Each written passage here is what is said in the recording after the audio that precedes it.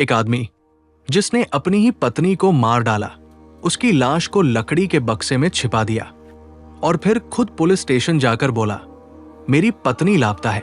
लेकिन उसकी एक छोटी सी गलती, एक चिट्ठी ने पूरे खेल को खत्म कर दिया।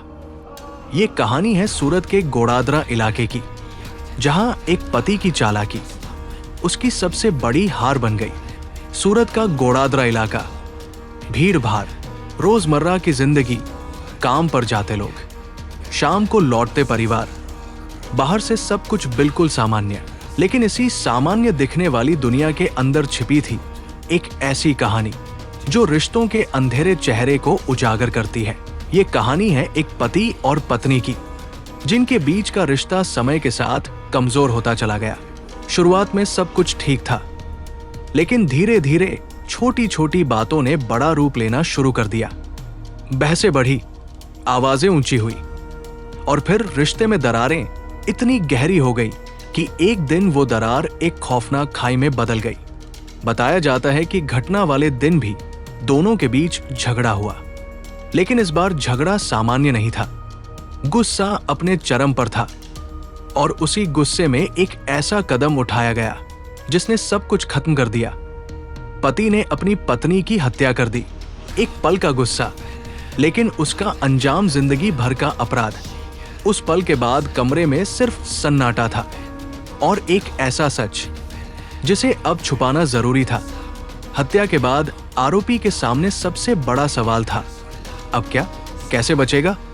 कैसे इस सच्चाई को दुनिया से छुपाएगा? और यहीं से शुरू हुआ उसका खतरनाक दिमाग। उसने एक प्लान बनाया। बेहद ठंडे दिमाग से उसने पत्नी के शव को तुरंत घर में नहीं रखा, बल्कि उसे एक ऐसी जगह ले जाने का फैसला किया जहां कोई शक न करे। एक पुराना खंडहर पड़ा मकान जो शायद सालों से बंद था, जहां कोई आता जाता नहीं था। वो रात के अंधेरे में शव को वहां लेकर गया। चारों तरफ सन्नाटा, कोई गवाह नहीं, कोई देखने वाला नहीं। वहां पहुंचकर उसने एक लकड़ी का संदूक, बक्सा लिया और उसी में लाश को छुपा दिया। संदूक को बंद किया और ऐसे रख दिया जैसे वो सिर्फ एक पुरानी चीज हो। उस खंडहर में अब सिर्फ टूटी दीवारें नहीं थी, बल्कि एक छिपा हुआ अपराध भी था। लेकिन कहानी का सबसे खतरनाक हिस्सा अभी बाकी था, क्योंकि सिर्फ लाश छुपाना काफी नहीं था, खुद को बचाना भी जरूरी था। और इसके लिए उसने एक और चाल चली जो सुनने में फिल्मी लगती है, लेकिन हकीकत थी। अगली सुबह वो खुद पुलिस स्टेशन पहुंचा और बेहद शांत, मासूम और परेशान चेहरे के साथ बोला, मेरी पत्नी गायब है। उसने गुमशुदगी की रिपोर्ट दर्ज करवाई। पुलिस को बताया कि उसे कुछ नहीं पता। वो चिंतित है, परेशान है, यानी वो एक साथ दो किरदार निभा रहा था, एक कातिल और एक बेबस पति। शुरुआत में पुलिस ने इसे एक सामान्य मिसिंग केस की तरह लिया। जांच शुरू हुई, आसपास पूछताछ, कॉल डिटेल्स, रिश्तेदारों से बात। लेकिन जैसे जैसे जांच आगे बढ़ी, कुछ बातें मेल नहीं खा रही थी। पति के बयान बार बार बदल रहे थे। उसकी आंखों में डर था, लेकिन वो डर पत्नी के खोने का नहीं, बल्कि पकड़े जाने का था।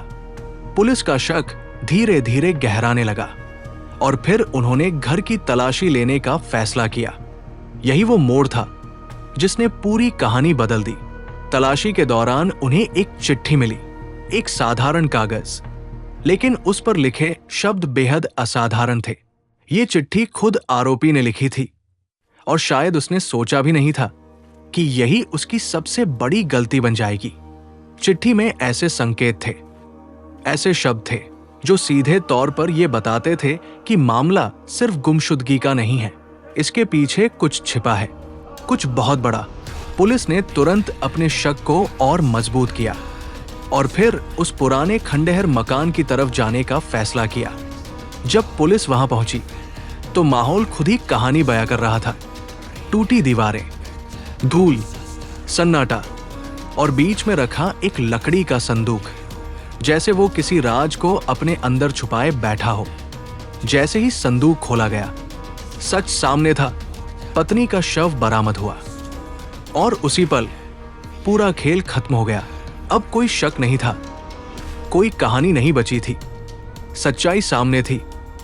पुलिस ने तुरंत आरोपी पति को हिरासत में लिया। पूछताछ शुरू हुई और ज्यादा देर नहीं लगी।